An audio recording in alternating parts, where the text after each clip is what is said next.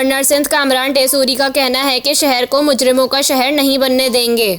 Governor Sindh Kamran टेसूरी 24वीं सहरी करने कराची के इलाके गार्डन शू मार्केट पहुंचे, जहां शहरियों ने गवर्नर सिंध का इस्तकबाल किया। सहरी के बाद मीडिया से बात करते हुए गवर्नर सिंध का कहना था कि मेरा कोई सियासी एजेंडा नहीं है, हम सब मिलकर इस सूबे इस शहर के लिए काम करेंगे। नौजवान हमारे साथ हैं। सहरी और इफ्तारी का मकसद लोगों को जोड़ना है। 1947 के बाद पहली बार आवाम को इज्जत और प्यार देने की कोशिश की गई है।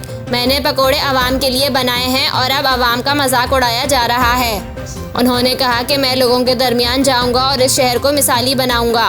शहर के रोड टूटे हुए हैं, जिम्मेदारों को कहता हूं जो रोड टूटे हैं इनको फौरी बनाया जाए।